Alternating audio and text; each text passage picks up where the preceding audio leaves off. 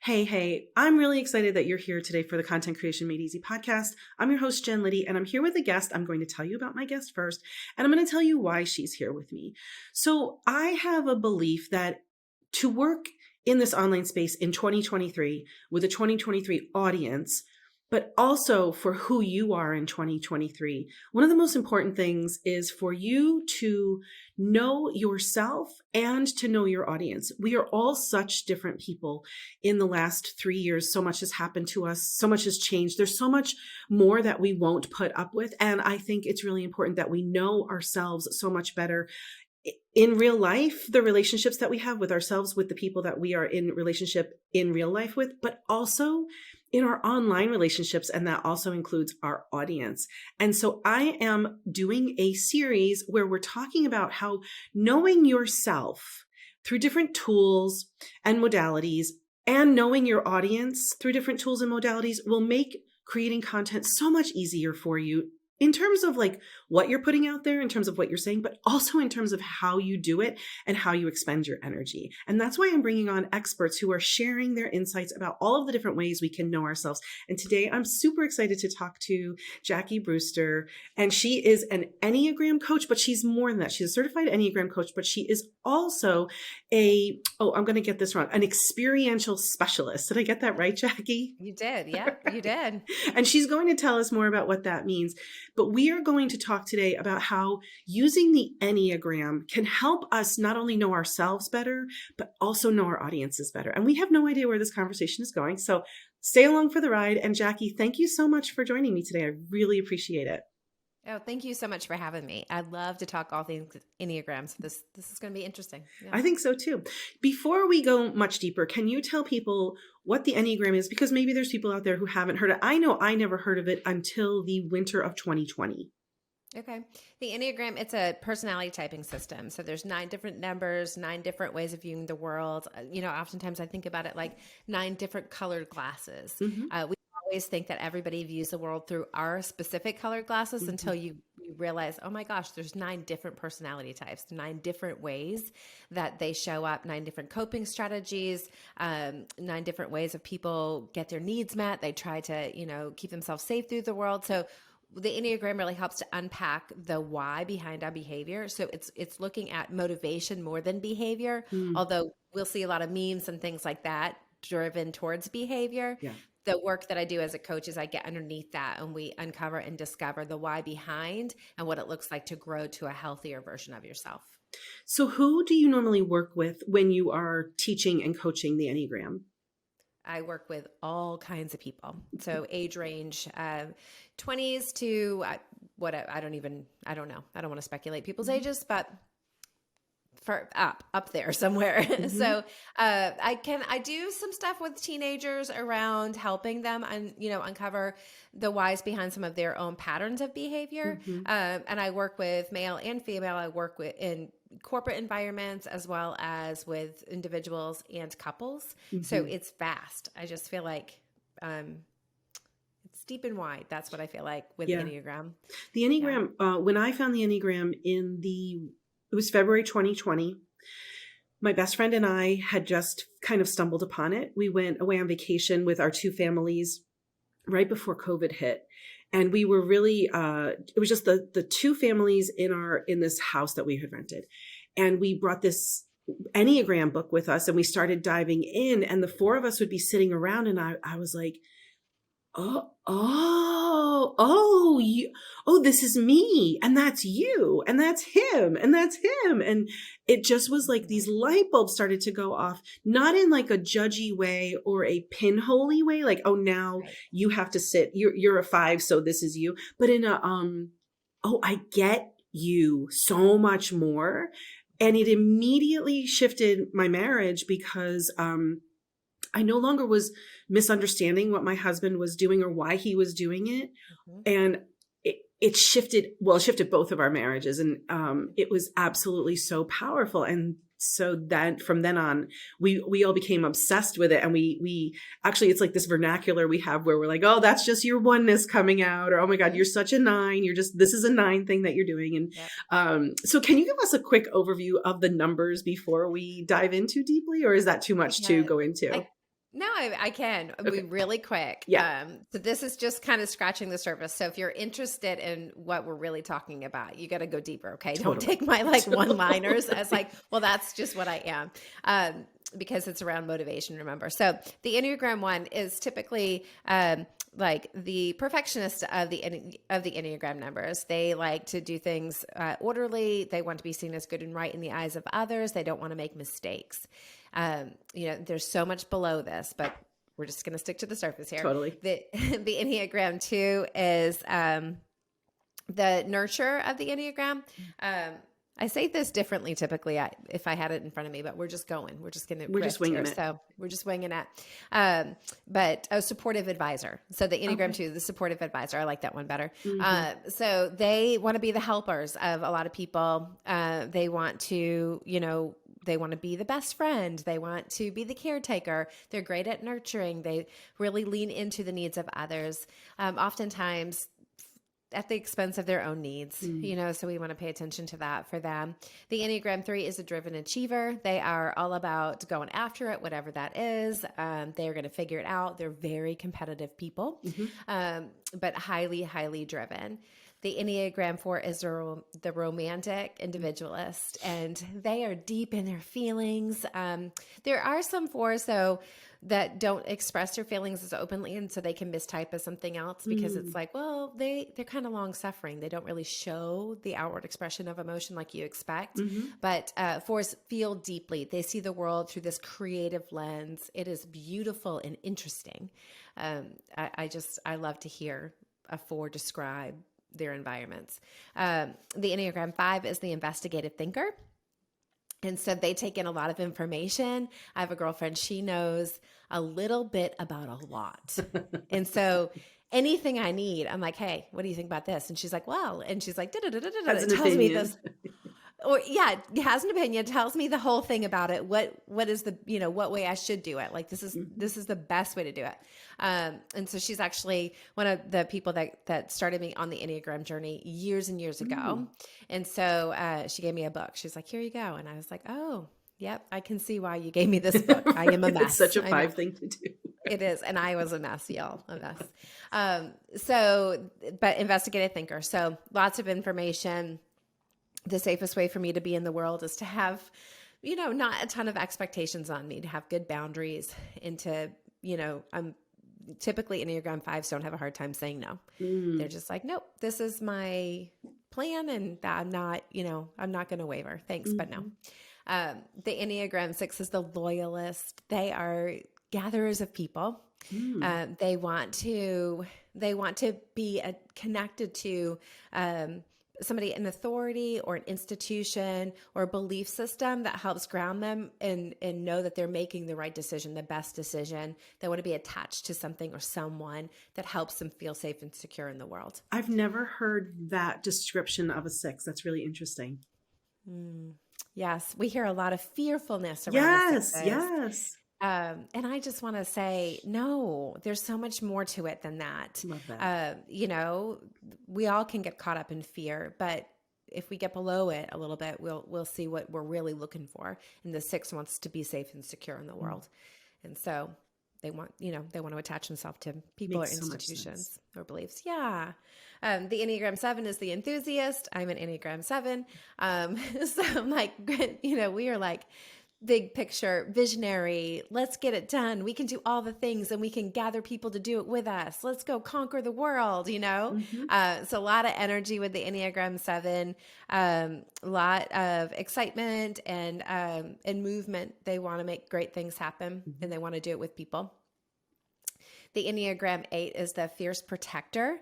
And so they are often strong. I always feel like you can feel an 8. You can feel an 8 when they enter the room. You can feel their presence. They have a lot of energy, and I have a friend that says, like, she's married to an 8. She said, he doesn't walk on the floor. He walks in the floor. Like he just takes up the space and he doesn't even know it, It's not mean or anything like that.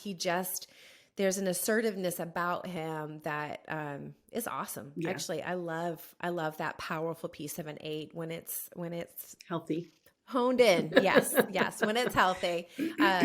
And then the Enneagram 9 is the peacemaker. And so they sit on the top of the Enneagram. I don't know why I always think of them as an owl. Like their head can turn all the way around. Like they can see all sides of a situation. They're great in the midst of conflict, helping people kind of navigate conversations and things like that. But they are kind and generous and gentle oftentimes. And they really want everybody to get along. They want everybody to have a voice at the table. And so it's beautiful. Thank you. I think that this is such a great jumping off place for people who maybe have never heard about the Enneagram before, but Jackie just did a beautiful job of covering 9 different personalities, but on a really positive way, because sometimes you follow Enneagram accounts and it's always like the, not only just the quirks, but the negative aspects of it. And as a 1, who is the perfectionist, the, reformer, I think some of the Enneagram people call it. It's so easy for me to see the negative in everything because I'm always trying to fix everything. So I love how you frame all of these with the strengths of each one. Beautiful. That's how I teach the Enneagram. So even with my clients, we're going to have to look at the negative, but I can't stay there long as a 7. As a 7. We won't stay there long. We're going to have to dip in and dip out. Okay. Yes. I'm going to help get to the higher side. But I think the awareness is key. And so oftentimes if we can get to it in a way that it's approachable. Yeah. So if I'm just telling you all the negative things about yourself, it's going to be kind of hard to get into that. Why would you want to engage with that? Right. I don't want that. So I do see I see the world through a positive lens. So that's probably why I teach the Enneagram that way. I do go into the deep stuff. I promise. I go into the deep and the nitty gritty. We look at the not so pretty sides, but we look at the why. Why are you getting to that place anyways? And so it's typically... Let's talk about that because the whole purpose of me having these conversations is to find out why knowing yourself better through any of these modalities like the Enneagram is useful to you. And so let's talk about why you were drawn to the Enneagram and how it helps people know themselves better and why that's so important. I don't know that I was drawn to the Enneagram as much as I was given a book about by your 5. And in that season of my life, I have 4 children. The babies are twins and they were 2. And then, so that would make the other ones 7 and 9. I always have to do the math in my head. There's a gap between them. Yeah. And so, in that season, everything was chaotic and crazy and it felt messy and difficult. And my girlfriend she witnessed it all, the good, bad, the ugly, she was there. And so she gave me this book and I started to read it and I was like, oh, okay. And I originally tested as an Enneagram 8 and I'm like, okay, I can totally see all the strong, assertive, I like the word assertive more than aggressive. So assertive parts of myself. But as I started to read about it and read more of the wings, I really resonated with the 7 more around the childhood messagings of, I can't depend on anyone for anything. I'm going to have to figure this thing out. There's divorce in my family early on. And single mom, you just had to figure things out in a different way, and then what my heart longed for was to be taken care of. That's an Enneagram 7 and not taken care of financially, although that's wonderful. But more on an emotional side of that I wasn't a burden, that somebody actually wanted to love me and protect me and care for me. And so when I started to unpack that part of it, that's when I was more curious around, okay, let me see this. And then there was a phrase with the Enneagram 7 that it said frantic escapism. And I was like, that is not the healthiest version of you. Okay. I'm just going to tell you, as I talk about the levels of health, it's not the healthiest version of myself, but it was the first time I read something that made sense to me, that didn't make me feel like something was wrong with me, but I began to understand the why behind. When I want to frantically escape, it could be really good. I typically feel trapped or stuck. I don't feel like I can finish what I start, or there's so much weight of everything on me. And if I look at that, typically has to do with a lack of margin in my life. And so, when I think about this for all the numbers, and why would you want to know about yourself and the levels of health? Because it's going to help you understand where you are and why you do what you do. And are you healthy? Are you in the average range? Are you just not even in a healthy range of yourself? Because the best version of you is going to be working towards health and growth. Yeah. So like you can still be yourself, yes, but healthy. And I thought that was a really powerful takeaway I had of the Enneagram, because as the perfectionist, everyone's always telling me, you need to play more, you need to relax more, you need to let things go. But it just always felt like I was raging against my own nature. And so when I found the Enneagram, it felt like almost coming home to myself. Yes. And that I could be myself, but a better version of myself, where I didn't have to give anything up about myself. It was like, there's no fundamental part of yourself that's bad. There's nothing wrong with you being the way you are. It's just how is it serving you? And then how is it serving your relationships? That's kind of what I took away from it. 100%. It is, that frantic escapism, is that a bad part of me? No, it shows up when I'm not healthy. And so what's causing me to get to that place? And that's growth. Like when I can recognize that, so I can become aware of that. I can acknowledge that in my own self. Sometimes it takes me a couple minutes or a little bit to realize, hey, I'm not super healthy right now. And then I can decide to choose different. And that's the pivot on growth. Like we can choose different if we know what's going on. So I feel like it gave words to things that I had felt. Yes. In that I assumed was bad about myself. Yes. Because it was different than other people's expressions. Right. So the knowing yourself piece of the Enneagram, I think, was really powerful. And when I talk about it with my friends, we all think it's really incredibly powerful. I tend to have, as an extroverted 1, I tend to attract introverted 9s into my closest circle, which is super interesting, but we love to talk about this stuff. And it just helps us accept ourselves. And also the second part, I think, is you get to accept other people. Yes. Can you talk a little bit about that piece? Oh, yes. That is one. I feel like when I get to do corporate environments, like if I get to go into a corporate environment, I work with a lot of teams. When I get to go into those environments, oftentimes I'll say, like, I'm going to teach empathy and compassion. That's what I get to open the door to empathy, compassion. I get to show you guys that there's 9 different personality types. There's 9 different ways of viewing situations, and there's no right or wrong. So just because somebody has a more assertive stance, it doesn't mean they're better or right. It means that they have to learn how to pull back and pause a little bit. And some of the other, compliance stance needs to learn not to say yes so fast. And the withdrawn stance maybe needs to be able to move forward a little bit faster. But all in all, it needs to, there needs to be space held for every person in it. And so that's the piece around the aha moments, around like, oh, you're not lazy because you're not moving at my pace. You have a different pace. Right. It's the oh, you're not doing it to me. You're just doing it because that's the way your brain is built. Yes. That was huge for me. Oh, yes. And I think like in our most intimate relationships, right? Because we're human beings created for connection. So we have these intimate relationships, and sometimes it can feel like, why are you doing that? I don't like that. Right. And then there's 2 sides of it of like, they're not even thinking about you when they're doing that. Right. Like, like 2 different people, and how they get to the same thing might look different. That's a huge one for me. Like even in counseling, the counselor was like, he can parent different than you, and you can still parent together. And I was like, I don't know about that. Like, how can that be? Because I'm right. I'm the right one. So how can that be? 100% of the time. No. Right.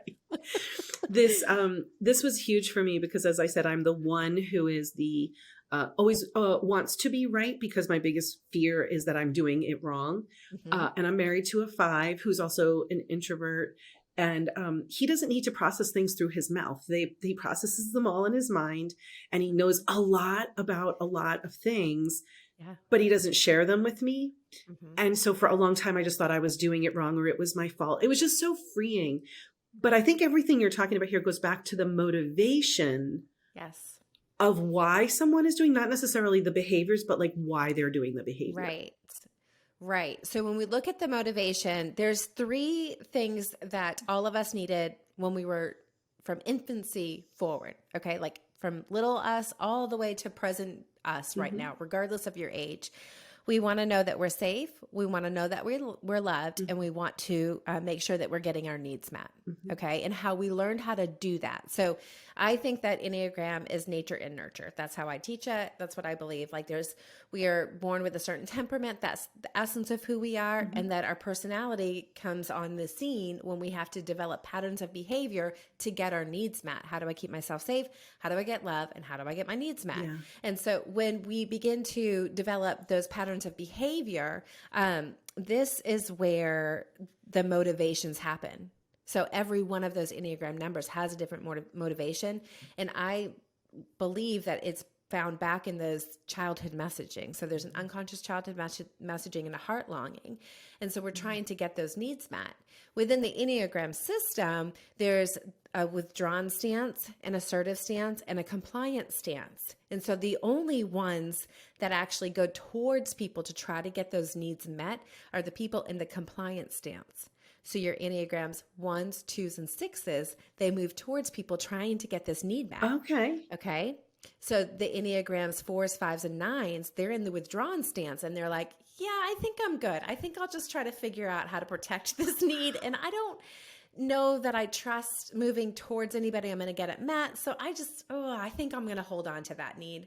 And then you've got the assertive stance, the 3, 7, 8, that assertive stance, they stand independently in the world and push against. So they're like, I have a need. I'll meet my own need. Thank you very much. I might even push you away because I don't want you to hurt me. And so I would rather try to figure out how to get this need met myself. Oh my God, that makes so much sense. Oh, right. So, even if you're thinking about like the content creation, stuff like this, like if you're thinking about how you're doing this and then how you're engaging with your audience, even, it is dependent upon this way that we sit in the world around like, what is the safest way for me to do this? How do I get this need met? Wow. So can we play with this for a little while? Yeah. Okay. So if you are so it's compliant. Yes. What is Yep. So assertive? It's compliant, assertive, and withdrawn. Withdrawn. Okay. So if you are withdrawn, you are mostly working with I don't really trust anybody else. I'm going to figure this out myself. Yeah. I mean, in a secure relationship, you're going to move towards your partner, and in a secure work environment, you're going to trust the people around you a little bit more, but you're still going to hold back some. It's kind of like, I'm not sure. Like, I feel like, so if we can use the Enneagram 5. Yeah. So they want to know that their needs are not a problem. Okay. That's it. So I want to know my needs are not a problem. However, I grew up with the messaging that the world is kind of a scary place. It's unpredictable, and my needs might not get met here. Like, it might be a problem. So I'm going to make my world small, and I might have a lot of money in the bank, but that doesn't mean I'm going to spend all my money. Like, I'm probably going to drive a car that's older, and I'm going to conserve my resources because I don't know what's going to happen in the world. And so they're going to pull back. Okay. And say like, I'm going to try to make sure that I don't have a lot of needs that need to be met. I'm going to conserve what I can, and I'm going to, and I, it could be like, I love my people, but I don't want to put that burden on them. How can you imagine that might show up for somebody who has to market themselves as a small business owner? They have to market themselves and need to create content to nurture their audience. Yes. How might that kind of blow up in their face? Or affect them? So my project manager is a 5. Okay. I have got a book coming out in March. Oh. And I have 2 books already out there. And so I'm like, hey, so we need to put the content out. We're going to need to put that out into the world. And he's like, okay. And then he's like, well, I'm not sure. Maybe we shouldn't do it too much. Maybe we should just do it over here. Maybe I'm not sure. Like, and then he'll talk to me like, I know it's how he feels about it. Like, I know that this is really uncomfortable for you to market yourself. So we're going to have to get really uncomfortable in doing this. And I'm like, okay. And as a 7, I am assertive in that assertive stance, and I want to put my stuff out there, but I struggle with that burden piece. So it's kind of a little bit like, I know I need to do this, but so then having somebody that cautions me slows me down. If I had somebody that was like, this is what we're doing, we're putting you out there, and I would go with it too. Like, I'm kind of like, okay, well, I don't know. So my publishing team, they're giving me a plan. Because I was like, I need a better plan. I need like permission to do this. But so you see it. So with John's stance, you'll see a little bit more caution around how can I do this? I don't want to overwhelm the market. I don't want people to think that I think too highly of myself. And this is an interesting one because you've got the 4s in there that are creative, and there's 2 different types of 4s. There's one type of 4 that creates for others, and they're going to be more likely to want to share their creation. Okay. Then you've got another type of 4 that creates for self, and they're going to sit, that's that 4-5 wing. They create for self. And so they're going to be a little bit more cautious about sharing it all. And so you might feel like you're pulling teeth to try to get them to share, where the 4 with the 3 wing is much more like, how do I get this out there? Because they're driven. They've got that driven piece. Yeah. So this is so fascinating. So knowing yourself and your stance. Now you are the first person who's ever taught me about the stance piece. That's totally new to me. So I do not have my head wrapped around that. So I'm learning along with anybody else who's listening. So this stance, along with your specific piece of pie on the 9 spectrum, right? All of this affects how you might show up for your content marketing in terms of feeling like I'm burdening others. I might be like, I'm too big for my britches. It might not be safe to be doing this. So if you look at the other 2 stances, the compliance stance, the 1, 2, 6, they're like, what are the rules? So depending on what you're creating for your market space, like depending on your space, your specific angle that you've got going on, you're going to look towards others. What are other people doing?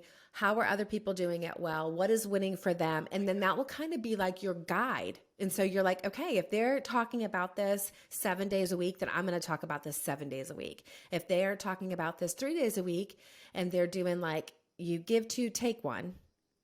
If I think there's a different way to say that, but you know what I'm saying? Yeah. Value, ask. Value, ask. There you go. So you're going to pay attention to what that is in your particular, field of interest. Like that's what you're going to do.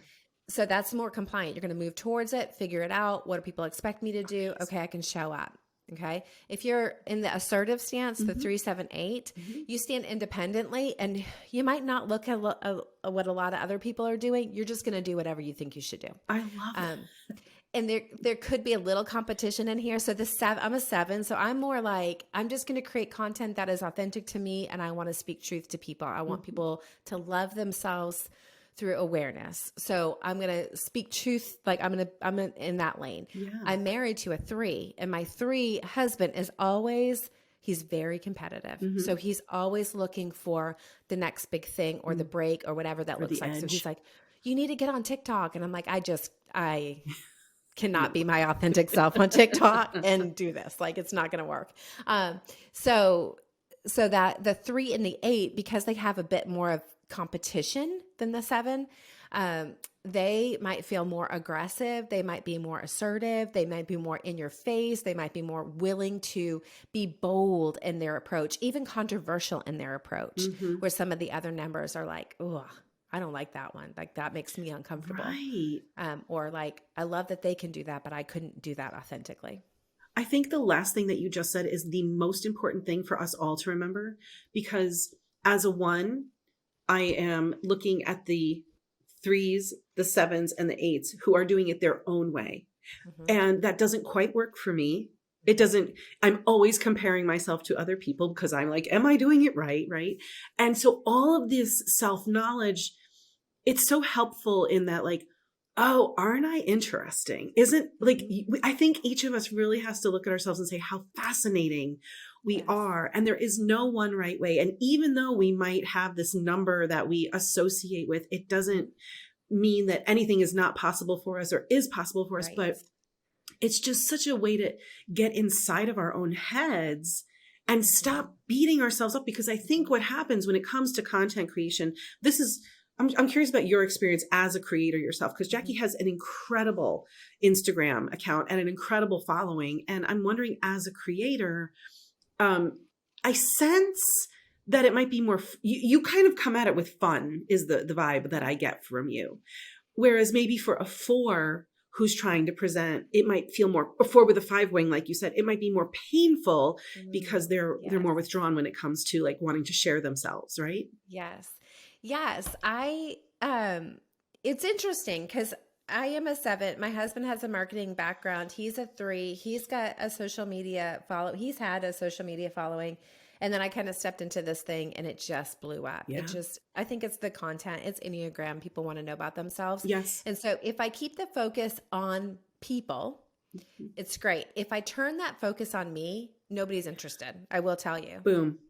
Boom. Nobody's interested. Absolutely. So, and my project manager helps me with this. It just with that, like that people want to hear about themselves, Jackie. So then it takes off the pressure. And I don't love to post my family a lot on social media because I don't know all of those people that follow me. So it feels a little funny.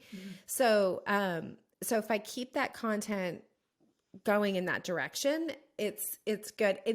So a 7 in health and growth goes to a 5. So I pull in some of that investigative thinking. So I am always reading and searching and looking and gathering information. And then I write well in advance. So I'm like months ahead on socials. So I don't take myself too seriously. I try to think about what my audience would like to hear. And then I don't put a lot of pressure on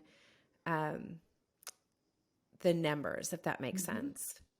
And so I just feel like if I'm authentic to me and I'm teaching it the way that I feel like I should, I don't feel pressure. But I work with a lot of other people. I've got friends in different spaces, and they have a really hard time getting social media out there. The 8s in my life don't want, they have a hard time with social media because it's like on display, and they don't want people to think that that they're dumb or that they're not doing it right. And it can almost feel a little one-ish in some ways, you know? So they have a bit of a hard time getting it out there because they don't want anybody to say anything negative about them. When people say negative things about me, I'm usually like, oh, thanks so much for letting me know that. Or thank you for giving me a different insight. Like, I really don't. You're not attached to it. Yeah. No. So the thing that you said about knowing your audience, when you go check out Jackie's Instagram, when you're listening to this, you will notice the level of detail in all of her posts is incredible. And I can tell that you research all the time. The way that you're threading things together and like thematically threading things together, and the depth that you go to, and really like mirroring to people what they are seeing about themselves.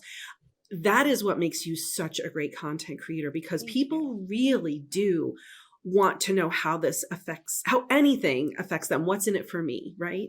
And it's different than being an influencer. And people kind of, I think, conflate content creation with being an influencer. Yes.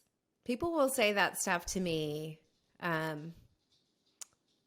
don't look like an influencer, so I'm like, I don't really think I fit that mold. I get a lot of asks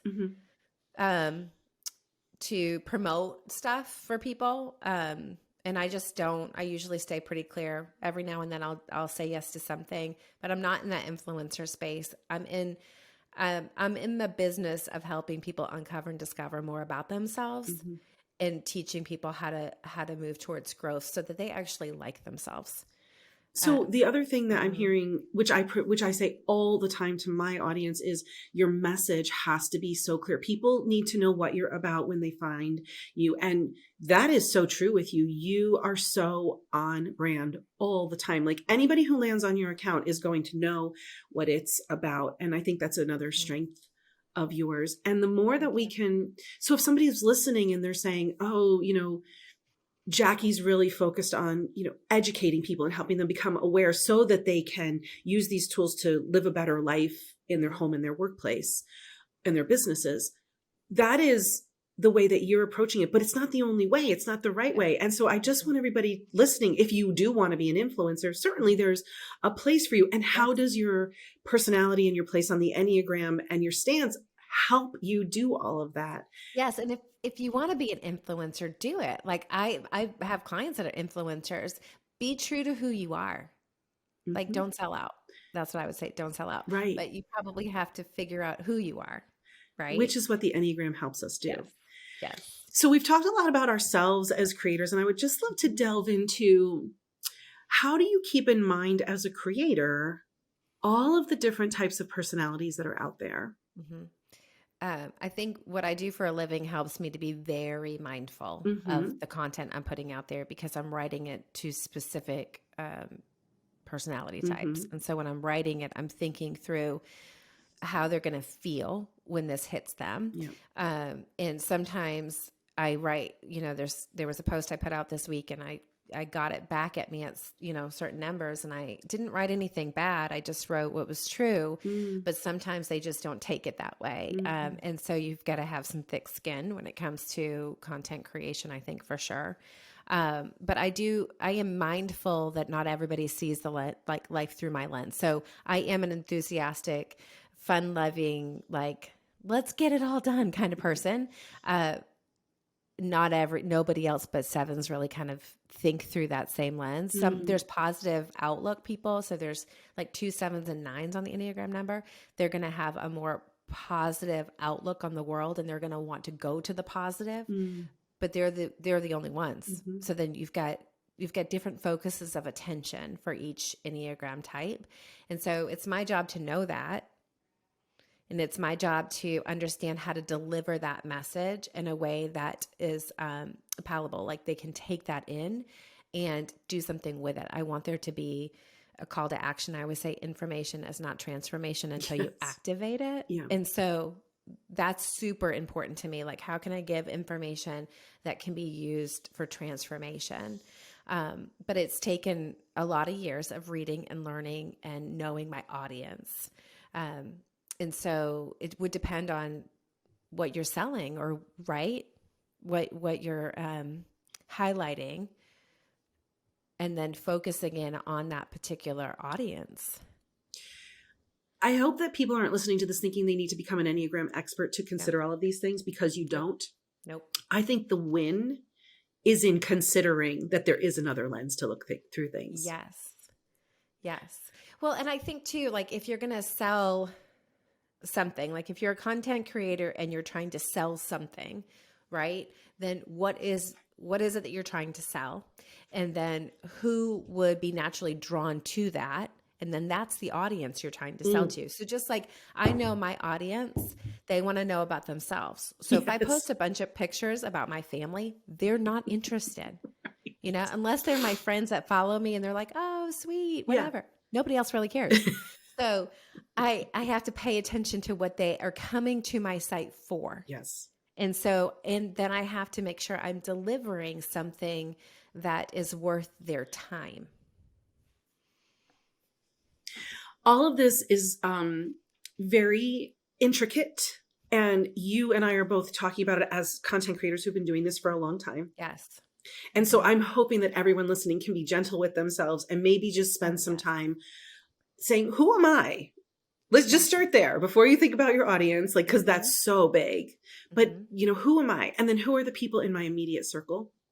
And how can I get to know them and their motivations before considering, oh, do I have to like speak to all of these different audiences? But I did want you to come on because I wanted to open people's eyes that the more we can consider other points of view and meet those points of view, maybe not like, we don't have to cure everything. We don't have to solve everything, but we do have to leave space for not everybody thinks about everything the same way that we do. And it's so helpful when we're creating content, because imagine that you could take one piece of content and you do this all the time. You take one piece of content and you can spin it in 9 ways and just ring 9 times out of one piece of content.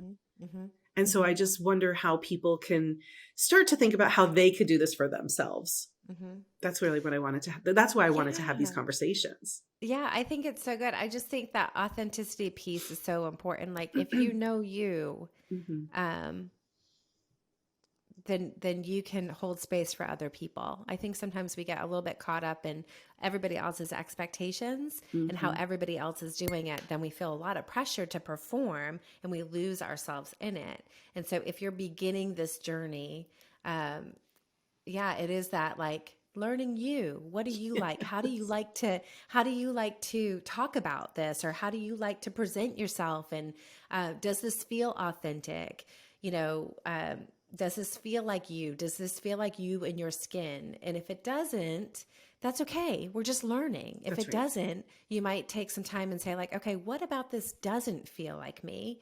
And is there anything in here that I could adjust to make it fit my, my personal self better? Sometimes there's not. Like when we're doing content creation and if we're creating for other people, sometimes there isn't that flexibility. But I do think the more comfortable you can be in your own skin, the better you can probably do this. I agree. Yeah. But I do think, being in my 40s changes the game on that, I think. Wait till you get to your 50s. It's even better. You're just like, I don't care. Yeah. I think in my 20s, it was like a lot of pressure for everybody else. And like, what did they think was a win? And then in my 30s, it was like, I don't know if I'm winning at anything. I know. And then in my 40s, I'm like, hold on a second. I think I might actually like myself. Yes. Like, yes. What does that look like? Yeah. And I always say this phrase, and maybe this can be helpful for somebody, that learn how to be celebrated, not tolerated. Mm-hmm. And when you are in environments where you are celebrated, you shine because they're drawing and pulling beautiful things from you, and they're holding space for you to be you. And so environments where we feel tolerated, we're going to feel a little confined and maybe hold ourselves back a little bit. Especially in content creation. And this is where I want to hop on and say, if you are on a platform where you feel like you're being tolerated and that energetically is coming through to your audience, it is not a good place for you. You can't sustain that. So I love that you said that. Thanks, Jackie. How can I'm hoping people's interest is piqued at this point about the Enneagram in general, but I highly recommend Jackie's Instagram. It's absolutely stellar. It is like every time you read one of her pieces, it's like she's holding a mirror up to you. It's absolutely beautiful content creation. I think so highly of it. So tell people how they can get in touch with you and how they can work with you. So you can follow me on Instagram. It's Enneagram with JB. And I'm on Facebook too, but if you're going to talk to me, Instagram is your best option. Okay. And I do love my audience. So I love to talk to my audience. So if there's anything that you want more information on, even from today's conversation, just you can message me there. I have a website. So it's enneagramwithjb.com. You can go there and there's all the information about the services that I offer and different things like that. I have a book out. I have an Enneagram Essentials card deck to help you begin to understand more about the Enneagram. And then I have a marriage book coming out in this spring, and it's a workbook. And so it's both people talking, like it's a deep dive into understanding each other better through that lens. And if you like my Instagram, you would probably enjoy that book. But that's how you guys can find me. And I do love to talk back. So like if if I can be of service to anybody, I'm available. Well, thank you. You were so generous today in giving, and thank you for like wherever this conversation led us, because neither one of us knew where it was going. But I think it's really fun to learn about ourselves, learn about other people, and then for me, I'm such a nerd. I always want to talk about content, so I love applying it to content creation. So thank you for playing with me. Yes, thanks for having me. It was great. All right. I will see you next week when we're talking more about content creation, and we're going to keep unpacking these different modalities to help us understand ourselves, understand our audiences, and make our life easier with content creation. See you next time.